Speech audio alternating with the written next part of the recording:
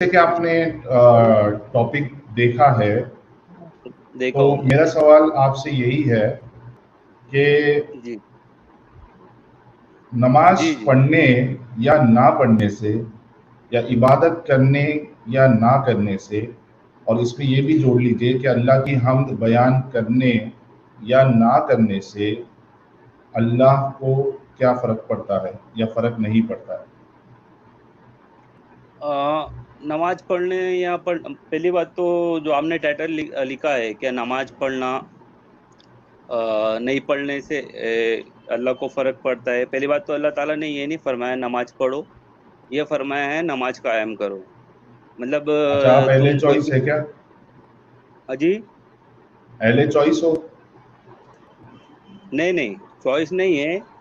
नमाज नमाज कायम करने का बोला गया है, क्या ऐसा नहीं है नहीं, क्या कोई मैं नमाज। मैं पूछ रहा हूँ, आप पहले चॉइस हो या फिर कोई जो मेन स्ट्रीम फिरके हैं उसमें से हो, सुन्नी हो, मैं देवबंदी हो, बरेलवी हो? बरेली हूँ, बरेली अच्छा, हूँ। बरेलवी है। नमाज पढ़ते हो?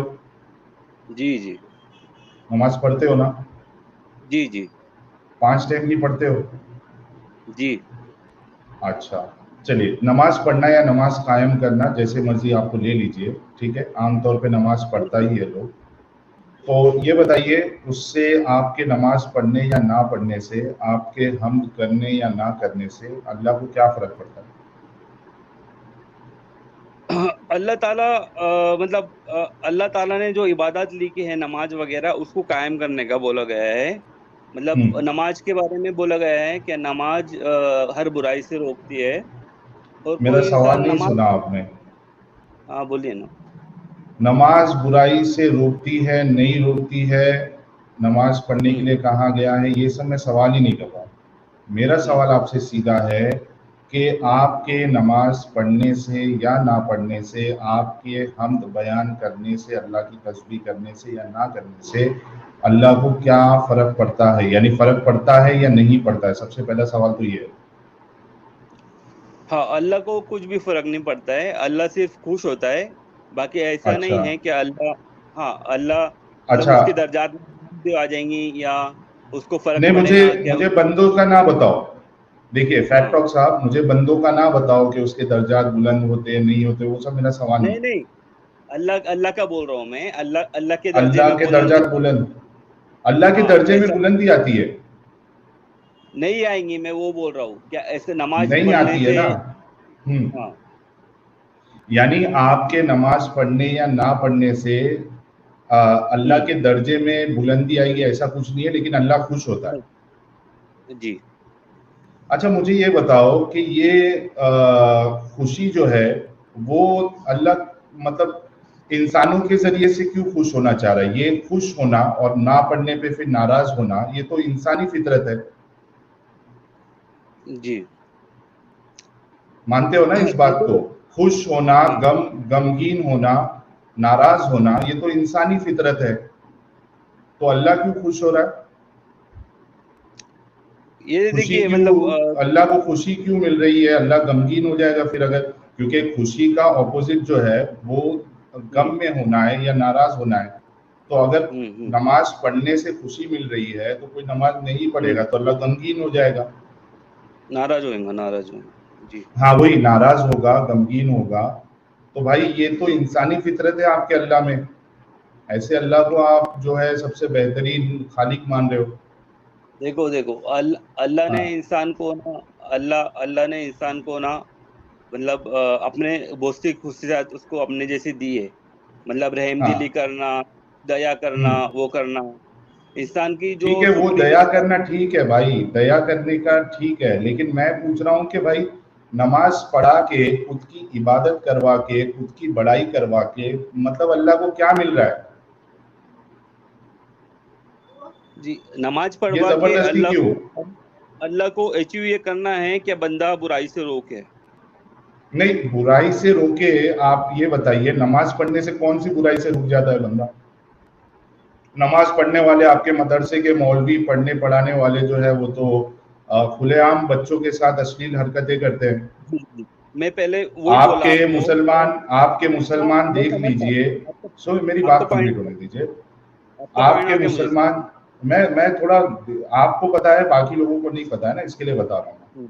आपके जो मौलवी हजरात है वो तो नमाज पढ़ते पढ़ाते आपसे ज्यादा उनको कुरान समझ में आता है, आपसे ज्यादा उनकी नमाजों में खुशू और खुजू होता होगा, तो वो तो बुराई से नहीं रुकते, वो तो मदरसों में जो है बिंदास बच्चों के साथ जो है वो मजे लूट रहे हैं।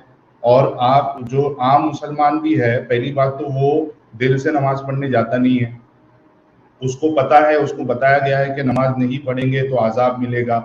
सबसे पहला जो सवाल कब्र में होगा, कब्र में नहीं सॉरी, कयामत के दिन होगा, वो नमाज पे होगा। और नमाज ना पढ़ना ये इंसान मतलब एक मुसलमान को और काफिर में फर्क करने वाली चीज जो है वो नमाज है। तो वो बेचारा डर के नमाज पढ़ने जाता है, वो भी जब नमाज पढ़ने जाता है तो उसका ध्यान तो उसमें होता नहीं है।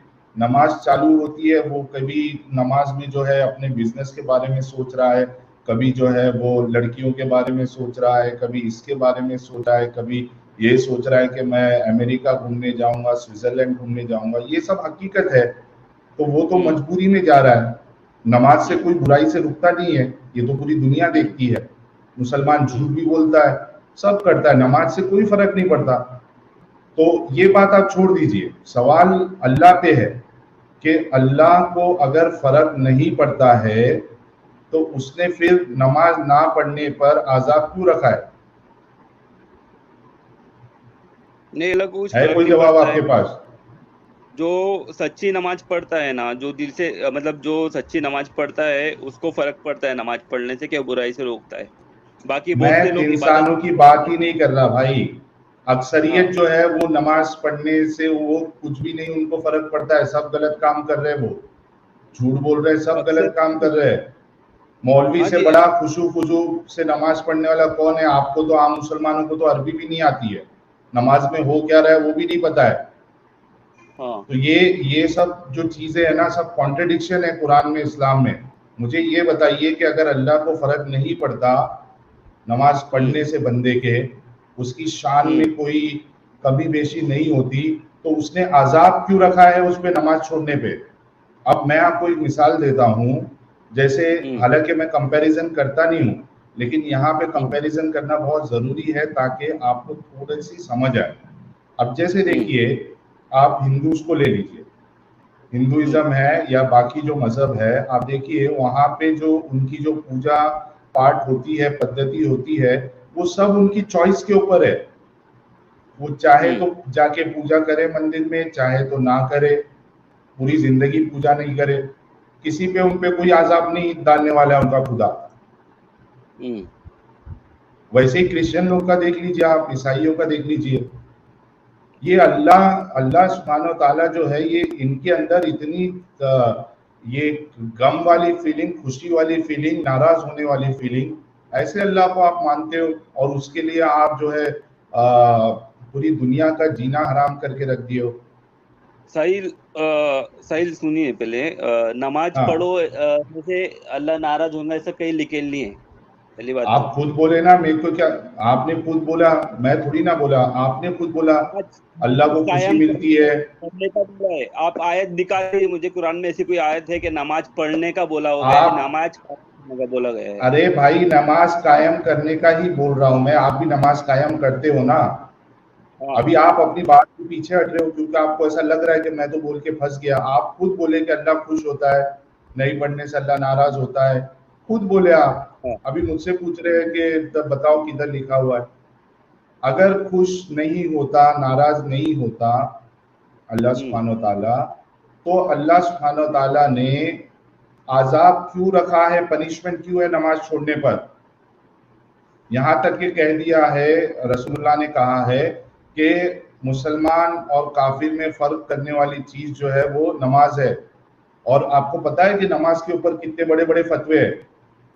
ये देखिए मैं आपको बता देता हूं ताकि लोगों के भी सामने आ जाए ये चीज कि नमाज के छोड़ने पे या नमाज को फर्ज ना मानने पे फतवे देखिए, हर जगह सिर्फ मरने और मारने की बातें हैं। ये देखिए सवाल देखिए, those who say that the one who does not pray is a kafir and those who say that he is not a kafir both claim that there is consensus on their point of view. How are we to understand the claim of consensus on both their parts? क्या लिखते हैं इस्लाम के वाले जो उलमा की team है? If the one who does not pray does not do it because he denies that it is obligatory, अगर कोई इसलिए नहीं पढ़ता क्योंकि वो उसका मानना है कि ये फर्ज नहीं है, ऑब्लिगेटरी नहीं है, even though he is aware that Allah has commanded that prayer, हालांकि उसको पता है कि अल्लाह ने जो है वो इसका हुक्म दिया है कि नमाज कायम की जाए, then he is a काफिर, तो फिर वो काफिर है ऐसा इंसान, and an apostate, मुर्तद उन्हें मुर्तद according to the consensus of the ummah, इस पे इजमा हुआ है उम्मा का. If a person does not pray because he denies that it is obligatory out of ignorance on his part that it is obligatory, such as one who is new in Islam, he is not deemed to be a kafir, but he is to be taught and instructed to pray. Ibn Abdul Barr said, the Muslims are unanimously agreed that the one who denies that prayer is obligatory is a kafir who is to be executed. यहाँ देखिए ये इस्लाम की खूबसूरती देखिए आप कि ये कहते हैं, हाँ सुनिए मेरी, अरे भाई आपको पता है, लोगों को नहीं पता है ना कि कैसी कैसी चीजें आप लोगों में लिखी हुई है. ये कहते हैं कि इस पे इजमा है कि अगर कोई मुसलमान नमाज को फर्ज नहीं समझता वो काफिर है, and he has to be executed. अगर वो इस बात से तौबा ना कर ले, if he does not repent from that कुफ्र, इस कुफ्र से वो अपने आप को जो है माफी ना मांग ले, तो उसको एग्जीक्यूट किया जाएगा, उसको मार दिया जाएगा. जी. However, they differed concerning the one who affirms that it is obligatory but deliberately does not do it. अच्छा, जो समझता है कि फर्ज है लेकिन जानबूझ के नहीं पढ़ता तो उसके लिए अलग मामला है. ये क्या चीजें हैं? नमाज को फर्ज ना मानने पे आप जो है वो कत्ल कर दोगे किसी का, और ये भी कह रहे हो कि उसको फर्क नहीं पड़ता. भाई फर्क नहीं पड़ता तो कत्ल क्यों करना, उसको पनिशमेंट क्यों है? जवाब है कोई? जवाब ये है सर जी, सुनिए मेरी बात, सुनाइए. हाँ, नमाज जो है, आप बोल रहे हैं ना, क्या दो बातें बोल रहे हैं आप, क्या नमाज पढ़ने वाले भी गुनाह करते हैं, वो सब करते हैं, तो वो छोड़ दीजिए वो बात की बात, सुने मेरी बात सुन.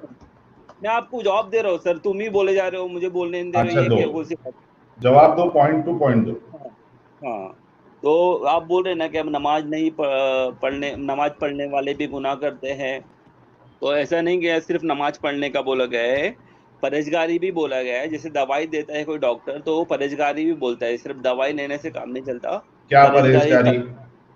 क्या परहेजगारी? नमाज पढ़ने से क्या परहेजगारी आती है जी? गुनाह से बचने की परहेजगारी. नेकी की बचता है मुसलमान, नमाज पढ़ के बचता है मुसलमान.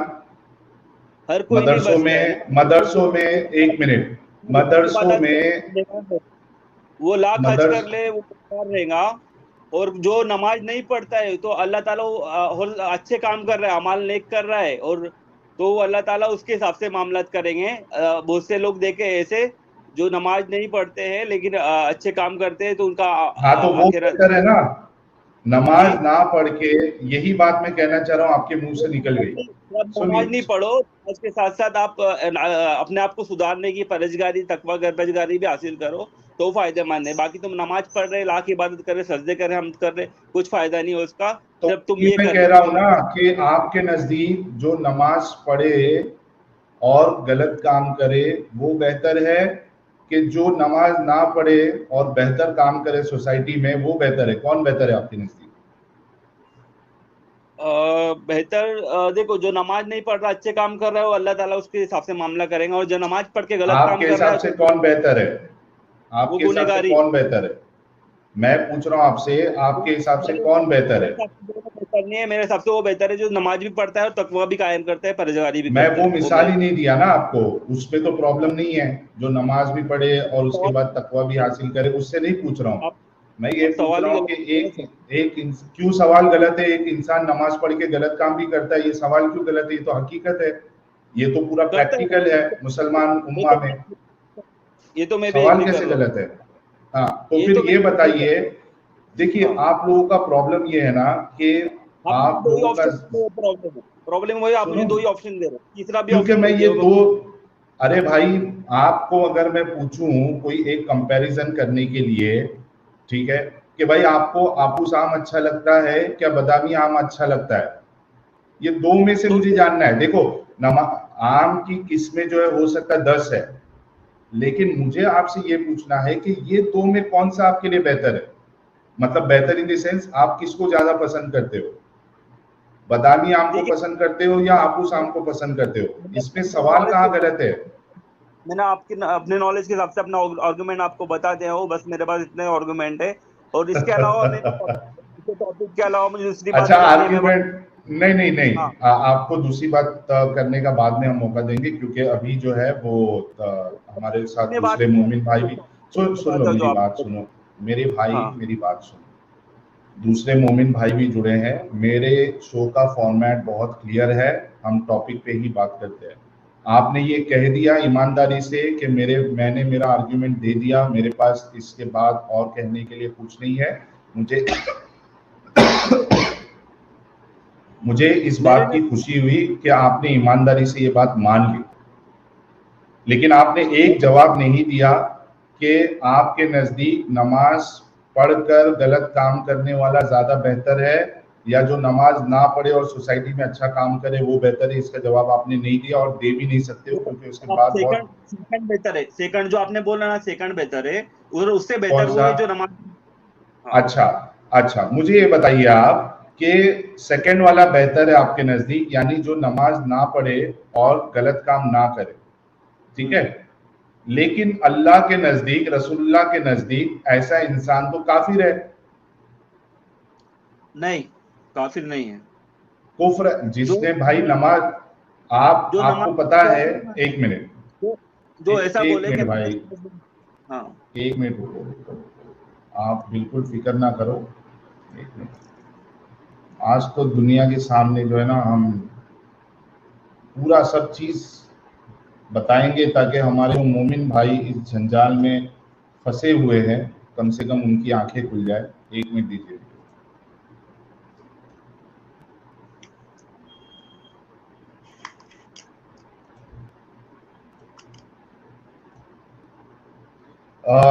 बाकी जितने हमारे साथी हैं वो प्लीज वीडियो को लाइक और शेयर करें, बड़ा इम्पोर्टेंट, आसान और इम्पोर्टेंट टॉपिक है, और खुद देखिए आप कि इतने आसान से टॉपिक पे हमारे मोमिन भाइयों के पास कोई स्ट्रॉन्ग आर्ग्यूमेंट नहीं है, जिससे बिल्कुल ये साबित होता है कि जो पूरा इस्लाम ने जो अल्लाह का कॉन्सेप्ट बताया है, उसकी जो सिफत बताई है, वो पूरा ही एकदम ऐसा है ही नहीं कि ऐसे जो एंटिटी है उसको हम एक अच्छा खुदा माने।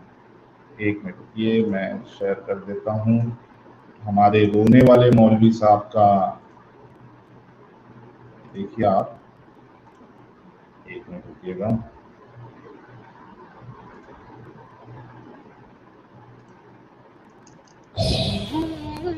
को गुनाह समझते हैं, समझते हैं इससे बड़ा भी कोई जुर्म है, जिना करने को गुनाह समझते हैं, नमाज का छोड़ देना जिना से बड़ा जुर्म है। क्या कहा हमारे तारिक, क्या नाम है इनका, मौलाना तारिक जमील साहब, जिना करने से बड़ा जुर्म जो है वो नमाज पढ़ना है। हमारे फैक्ट टॉक बोल रहे हैं कि नमाज ना पढ़ना है, हमारे फैक्ट टॉक साहब बोल रहे हैं कि एक इंसान नमाज ना पढ़े और वो अच्छा काम करे, वो बेहतर है नमाज पढ़ के बुरा काम करने से। और मौलवी हमारे साहब गलत तारिक, मौलाना तारिक जमील साहब कह रहे हैं कि जिना करने से बड़ा गुनाह का काम जो है वो नमाज छोड़ना है। आगे भी सुनिए, रुक जाइए। रिश्वत खाने को गुनाह समझते हैं, नमाज का छोड़ देना रिश्वत खाने से बड़ा जुर्म है।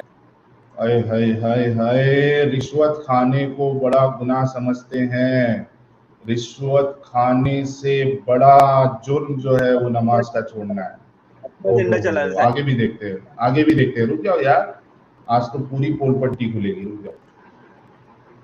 है। कत्ल करना बड़ा गुनाह समझते हैं, नमाज का छोड़ देना कत्ल से बड़ा जुर्म है। ओ भाई, कत्ल करना बड़ा गुनाह समझते हैं, कत्ल करने से बड़ा गुनाह नमाज का छोड़ना है।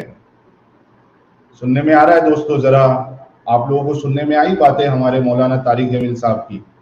जरा फटाफट कमेंट में मेंशन करिए किस किस किन किन के लोगों के जहन में ये बात समझ में आई। मौलाना तारिक जमील साहब, अरे भाई मैसेज मैसेज में बोलो समझ में आया है नहीं समझ में आया? समझ में आया। देखिए, ये खूबसूरती है इस्लाम की जो हम आपके सामने पेश करते हैं। और हमारे फैक्ट टॉक साहब का एक अलग ही चल रहा है। पहले तो वो जवाब दे नहीं रहे थे क्योंकि प्रॉब्लम यहाँ आ जाता है जवाब देते तो, लेकिन मौलाना तारिक साहब झूठ नहीं बोल सकते, इसलिए उन्होंने साफ साफ सच्ची सच्ची कहा है कि जिना से बड़ा गुनाह नमाज छोड़ना है, कत्ल करने से बड़ा गुनाह जो है वो नमाज छोड़ना है, रिश्वत लेने से बड़ा जुर्म जो है वो नमाज छोड़ना है। पता नहीं और कितनी लंबी लिस्ट है इनकी, देख लेते हैं। सजदे ही का तो इनकार किया था शैतान ने कोई जिना किया था, कोई कत्ल किया था, कोई शराब की थी। सजदे का ही तो इनकार किया था, कोई जिना किया था, कोई रिश्वत ली थी, किसी का कत्ल किया था इब्लीस ने। सजदे का तो इनकार किया था, सजदे का इनकार किया शैतान ने, और उसकी सजा में हम सब पे शैतान जो है वो मुसल्लत कर दिया गया, इब्लीस।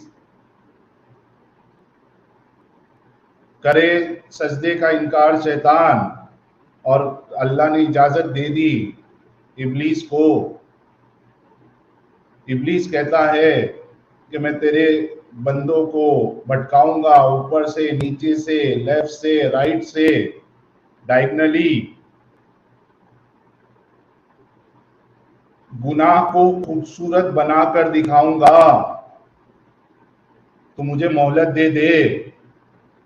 यानी आप सोचिए, इसको इस तरीके से समझिए कि एक रेपिस्ट है या एक मर्डरर है, ठीक है, वो जज के सामने आके कह रहा है, जज साहब, माय लॉर्ड, मुझे मोहलत दे दीजिए, मैं भोली भाली लड़कियों का बलात्कार करूंगा, मैं भोले भाले इंसानों का मैं कत्ल करूंगा, जैसे कि कन्हैया लाल का किया गया, मुझे मोहलत दे दे, मैं अपना कुर्ता सिलाने के बहाने जाऊंगा, उसको खूबसूरत बना के दिखाऊंगा ना। क्योंकि अब जैसे कोई इंसान जो है उसका बिजनेस है और कोई उसको बिजनेस का अगर सामने वाला कस्टमर नजर आएगा तो उसके लिए वो खूबसूरती है ना, यानी कि भाई ये मेरा बिजनेस आएगा, वो खुश होगा। तो मैं इस तरीके से जाऊंगा, अगर कोई रेपिस्ट या कोई मर्डरर बोले जज के सामने कि मैं उनके सामने इस तरीके से जो है धोखे से जाऊंगा, जैसे कि मैं तेरा बिजनेस करने आया हूं और मौका मिलते ही मैं उसका कत्ल कर दूंगा, किसी का रेप कर दूंगा, माय लॉर्ड मुझे जो है मोहलत दे दे। और समझदार जज साहब जो है, जैसे नुपुर शर्मा के केस में बताया जज साहब ने कि पूरी जो वजह थी ये सारे दंगे की, माहौल खराब करने की, इसकी वजह नुपुर ही थी। तो उस तरीके से वो कोई जज साहब जो है अल्लाह की तरह वो मौका दे दे उस जालिम को, उस रेपिस्ट को, उस मर्डरर को कि जा, मेरे बंदे अगर बच ना पाए तो मैं तुझे भी डालूंगा फांसी में, और जिसको जो तेरे बात में आ गए मैं उसको भी डालूंगा। क्या लॉजिक है भाई, क्या रैशनैलिटी है? क्यों आप लोग दिमाग नहीं चलाते?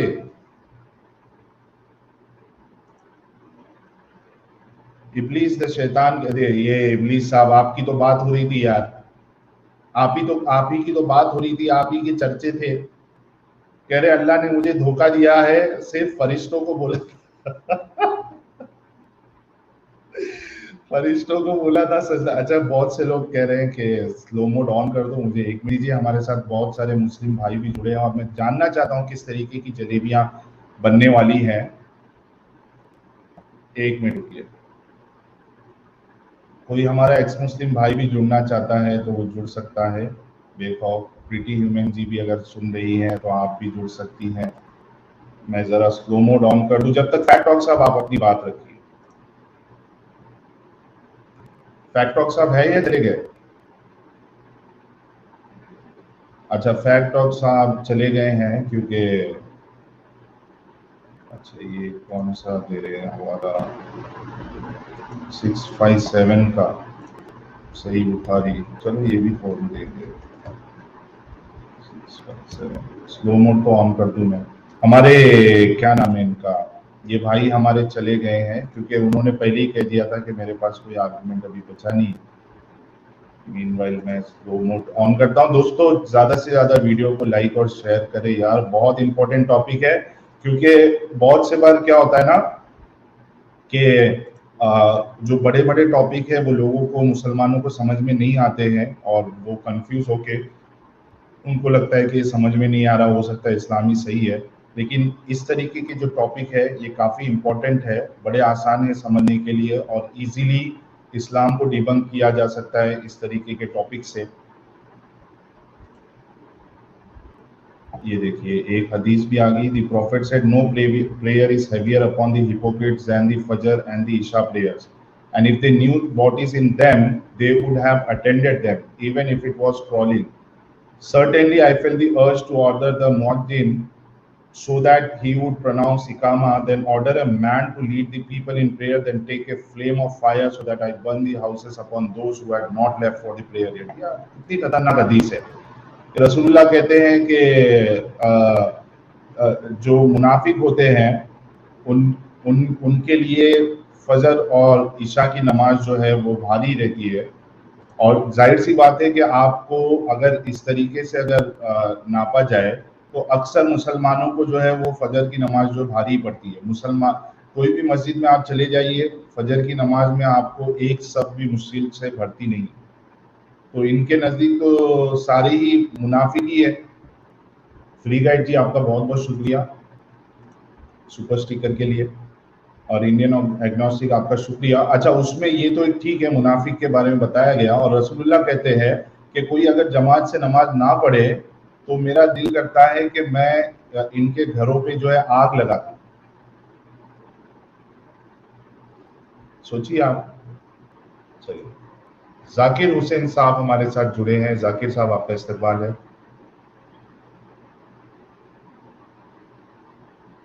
जाकिर साहब अनम्यूट कर लीजिए आप प्लीज। हाँ, गुड इवनिंग साहिल भाई, कैसे हैं आप? मैं फर्स्ट क्लास जाकिर सर, आप कैसे हैं? बस बढ़िया, एकदम फर्स्ट क्लास। साहिल भाई, आपने जो टॉपिक रखा है कि खुदा को क्या फर्क पड़ेगा अगर नमाज नहीं पढ़ेगा कोई, या नमाज पढ़ने से खुदा। हाँ, मैं मुस्लिम, नाम से तो मुस्लिम लग ही रहूंगा ना आपको। हाँ, नाम से लग रहे हो लेकिन मतलब अगर एक्स मुस्लिम है तो आप बोल दीजिए मैं एक्स मुस्लिम हूँ और उसके बाद अपनी बात आप रख सकते हैं, कोई इशू। हाँ, मैंने पहले ही कहा था कि मुस्लिम और एक्स मुस्लिम दोनों जुड़ सकते हैं। हाँ नहीं, I don't believe in all this. ये जो नमाज वमाज में है, मैं नहीं बिलीव करता हूँ। मैं आपसे जो आपने सवाल पूछा उसका जवाब दे जी जी कि नमाज ना पढ़ने से खुदा को क्या फर्क पड़ेगा। ये खुदा का एग्जिस्टेंस जो है ना वो खत्म हो जाएगा, खुदा का एग्जिस्टेंस खत्म हो जाएगा। अगर आप नमाज नहीं पढ़ेंगे तो खुदा का एग्जिस्टेंस क्या है, फिर बताइए मुझे। आप कुछ है? एग्जैक्टली, अगर बहुत जबरदस्त। अगर 5 वक्त की नमाज ना पढ़े, या ये मैं कह रहा हूं कि 1 वक्त की भी पढ़े या ना पढ़े, तो उसके एग्जिस्टेंस में कमी तो आएगी ना। यही रीजन है। इसको मैं इस तरीके से बोलना चाहूंगा जाकिर सर कि खुदा का एग्जिस्टेंस ही इंसानों की वजह से। Yes, exactly. मतलब खुदा का एग्जिस्टेंस वो अगर आप नमाज नहीं पढ़ेंगे एग्जिस्टेंस खत्म हो जाएगा ना। The very moment you stop praying he will be finished, he और she whatever his gender is, जो भी जेंडर है उसका, वो खत्म हो जाएगा ना। इसलिए ये बहुत जरूरी है कि ये नमाज, रोजा, हज, ज़कात इसको कायम करवाया गया है, वरना तो पहले दिन ही खत्म हो जाता। अगर आप सपोज, मैं एक बात कह रहा हूँ साहिल भाई, आज किसी भी रिलीजन, चाहे वो इस्लाम हो, क्रिश्चियनिटी हो, जर्डिज्म हो, बुद्धिज्म हो, जैनिज्म हो, कोई भी रिलीजन हो, अगर उनमें प्रेयर्स को खत्म कर दिया, religion will cease itself, cease to लेकिन एग्जिस्ट। इसमें, हाँ ये तो आपकी बात सही है, लेकिन आप देखिए, मैं ये एक पॉइंट रखना बहुत जरूरी समझता हूँ, जो वहां पे भी मैं मोमिन भाई के भी सामने रखा था। हालांकि मैं कोई और रिलीजन पे डिस्कशन नहीं करता हूँ, हर किसी को अच्छे से पता है, लेकिन यहाँ पे आपको एक बात तो लाना पड़ेगा, वो ये है कि देखिए बाकी जो मजहब है ना, बाकी जो रिलीजन है, उसमें अगर प्रेयर का कल्चर है भी, ठीक है, वो कंपलसरी नहीं है। यानी एक इंसान की चॉइस है कि वो जाके चाहे तो पूजा पाठ कर ले या चर्च में चला जाए, ना जाए, कंपलसरी नहीं है। उनके जो खुदा है वो कंपलसरी नहीं रखे कि यहाँ पे आओगे तो ही मैं तुम मेरे बंदे हो, या तुम मेरे जो भी हो क्रिएशन हो, वरना फिर तुमको मैं सजा दूंगा। वहां पे बाकी लोगों के पास ये सब कॉन्सेप्ट नहीं है। हाँ, तो साहिल भाई कंपल्शन नहीं होने की वजह से जो है ना, वहां पे दूसरे लोगों के थॉट्स को एक्सेप्टेंस मिली हुई है। Exactly. यही रीजन है कि दूसरे लोगों के थॉट्स को एक्सेप्टेंस मिली हुई है। आप अगर उसको माने तो मान लीजिए, नहीं माने तो कोई नहीं। मत मानिए। ये वहां पे एक फ्लेक्सिबिलिटी है। यहाँ पर फ्लेक्सिबिलिटी खत्म इसलिए हो गई कि आपको एक तो ये कहा गया कि आप सिवाय खुदा के और किसी से बात नहीं करेंगे, मतलब उसकी प्रेयर नहीं करेंगे। उसके अलावा you have to compulsorily follow the dictate of whatever मुल्ला मौलवीज व्हाटएवर दे से। यही एक रीजन है। और मैं आपको एक बात बता दूं साहिल भाई, ये अगर जो आपने भी कहा कि दूसरे रिलीजन में कंपल्सन नहीं है, लेकिन उनके यहाँ पर कंपल्सन नहीं है, मगर फिर भी होता ये कि लोग अपने घर में, ये जरूरी नहीं कि वो मंदिर जाएं या गिरजाघर जाएं या गुरुद्वारे में जाएं या मोनेस्ट्री में जाएं, लेकिन वो अपने यहाँ पे अपने घर में ही छोटा मोटा मंदिर या कुछ छोटी मोटी एब्सोल्युटली फाइन, एब्सोल्युटली फाइन। मैं कहता हूँ इट्स एब्सोल्युटली फाइन। घर पे मंदिर बना ले या मंदिर में जाए, चर्च में जाके प्रेयर करे या घर पे करे, एब्सोल्युटली फाइन। मैं कह रहा हूँ कि कंपल्शन वाला चीज तो नहीं है ना एटलीस्ट। हाँ, कंपल्शन कैसे खुदा हो सकता है जो कंपल्सरी करे कि मेरी इबादत करो? देखो कंपल्सरी क्या चीज में हो सकता है? सोशल इश्यूज में, जैसे आपको चोरी नहीं करना है वरना मैं आपको पनिशमेंट दूंगा, fair enough, it's rational, it's logical. आप झूठ बोलोगे मैं आपको पनिशमेंट दूंगा, फेयर इनफ। आप बलात्कार करोगे पनिशमेंट दूंगा, कत्ल करोगे पनिशमेंट दूंगा, झूठ बोलोगे पनिशमेंट दूंगा, धोखा दोगे पनिशमेंट दूंगा, फेयर इनफ। लेकिन जब वो ये कहे कि मुझे खुश करने के लिए आप मेरी इबादत करो, मेरे लिए 5 टाइम आप नमाज पढ़ो, मेरी हम्द बयान करो, और ये इसको कंपलसरी रखे और वो खुश होए या नाराज हो नहीं करने पे और वो उसको पनिशमेंट दे, then there is a problem. तो साहिल भाई ये कुरान ने तो शायद कंपल्सरी नहीं किया, ये बाद में कंपल्सरी हुआ है, ऐसा कुछ है? मुझे तो पता नहीं। देखिए यही प्रॉब्लम है कि कुरान तो इनकम्प्लीट है पहली बात, तो उसके लिए आपको समझने के लिए हदीसों की तरफ जाना ही पड़ेगा। बल्कि कुरान में भी एक आयत है, इन्ना सलाता कानत अलल मुमिनीना किताबम मौकूता, यकीनन नमाज जो है वो मोमिनों पे वक्त, इसका कुछ एक ट्रांसलेशन है, ऐसा समझ लीजिए कि मुकर्ररा वक्त पे जो है वो फर्ज की गई है। ये एक आयत आपको मिल जाती है। लेकिन अगर आप पूरा इस्लाम एज अ होल ले, हदीसों को देखें, बल्कि मैंने अभी एक आर्टिकल शेयर किया इस्लाम की वे का, वो ये कहते हैं कि जो ये ना माने कि नमाज जो है फर्ज है, वो मुर्तद है, वो काफिर हो गया और उसको एग्जीक्यूट किया जाएगा अगर वो इस चीज से तौबा ना कर ले। तो और ये 1% मुसलमान नहीं है, 1% मुसलमान नहीं है जो इस तरीके का फतवा दिया है। ये यूनानिमस डिसीजन है स्कॉलर्स का, इस्लामिक स्कॉलर्स का। तब जब किसी की 99% या 95% या 90% लोगों की अगर इस तरीके की सोच हो तो भाई हम तो फिर सवाल उठाएंगे ना।